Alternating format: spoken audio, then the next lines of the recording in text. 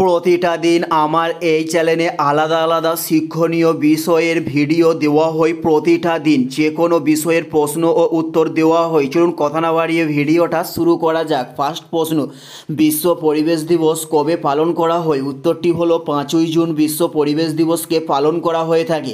উত্তরটি হলো 5ই June. Next প্রশ্ন, ভারতের আধুনিক মানুষ কাকে বলা হয়? উত্তরটি হলো রাজা রামমোহন রায়কে ভারতের আধুনিক মানুষ বলা হয়। নেক্সট প্রশ্ন, ভারতের সংবিধান সংশোধন করে কে? উত্তরটি হলো পার্লামেন্ট ভারতের সংবিধান সংশোধন করে থাকেন। উত্তরটি হলো পার্লামেন্ট ভারতের সংবিধান সংশোধন করে থাকে। নেক্সট প্রশ্ন, হাইডার রেচন অঙ্গের নাম কি ছিল? উত্তরটি হলো দেহতল ছিল হাইডার রেচন অঙ্গের নাম।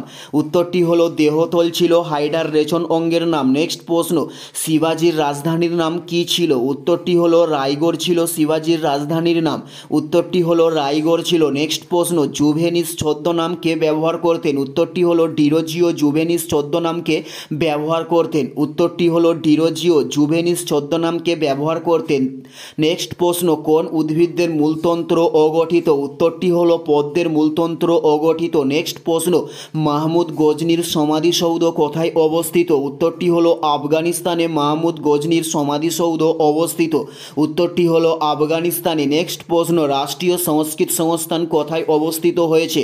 উত্তরটি হলো নিউ দিল্লিতে রাষ্ট্রীয় সংস্কৃতি সংস্থান অবস্থিত হয়েছে। নেক্সট প্রশ্ন, কোন শহরের ডাকনাম বিগ আপেল? উত্তরটি হলো নিউ ইয়র্কের ডাকনাম হলো ব্রিগ অ্যাপেল।